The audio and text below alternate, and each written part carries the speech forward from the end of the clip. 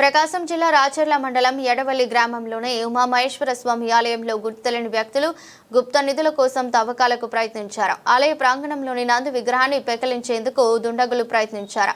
ఎంతో ప్రాచీన పురాణ దేవాలయంలో గుప్త నిధుల కోసం తవ్వకాలు జరగడంపై ఆందోళన వ్యక్తం చేశారు. విషయమై స్థానికుల ఫిర్యాదుతో స్థానిక పోలీసులు దేవాలయాన్ని పరిశీలించి దర్యాప్తు చేస్తున్నారు. ప్రకాశం జిల్లా రాచర్ల మండలం ఎడవల్లి గ్రామ నివాసిని. నా పేరు మార్తాప వెంకటేశ్వరరెడ్డి. నేను రిటైర్డ్ ఆర్ఐగా పనిచేసినాను. మా ఎడవల్లి గ్రామంలో ఉన్నటువంటి శ్రీ ఉమామహేశ్వర స్వామి దేవస్థానమునకు గతంలో దేవాలయమునకు ధర్మకర్తగా కూడా పనిచేసి ఉన్నాను. ప్రస్తుతము ఈ దేవాలయము ఎండోమెంట్లో కలిసి ఉన్నది. ఎండోమెంట్లో సింగిల్ ట్రస్టీ నిర్వహణలో ఉన్నది. ప్రతిరోజు పూజారి వచ్చి ఉదయం సాయంత్రము నిత్య దీపారాధన చేయటము జరుగుతున్నది.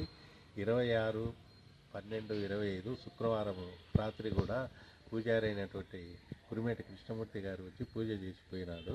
మరుసటి రోజు ఉదయం 27/12/25 తేదీ ఉదయం వచ్చి ప్రతిరోజు చేసేటటువంటి నిత్య దీపారాధనకు రాగా దేవాలయమునందు ఉన్నటువంటి ధ్వజస్తంభమునకు ముందు ఉన్నటువంటి నందీశ్వరుని విగ్రహము పిగిలించినట్టు కదిలినట్టు ఆయన గమనించినాడు. ఆ గమనించిన వెంటనే గ్రామ పెద్దలకు మాకు తెలియపరచగా మేమందరం కూడా వచ్చి చూసినాము.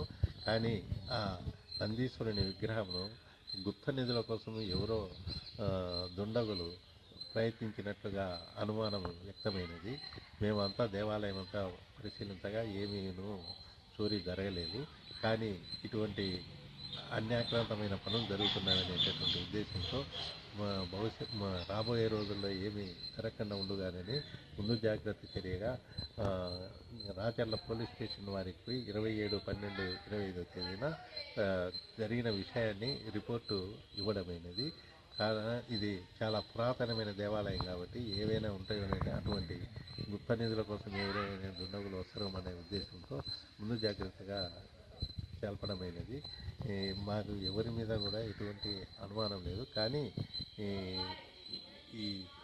ఈ కాలంలో గుప్త నిధులు తవ్వడం అనేది రోజు పేపర్లో చూస్తున్నాం కాబట్టి ముందు జాగ్రత్త చర్యగా మేము రాచర్ల పోలీస్ స్టేషన్ వారికి రిపోర్ట్ ఇవ్వడం అనేది.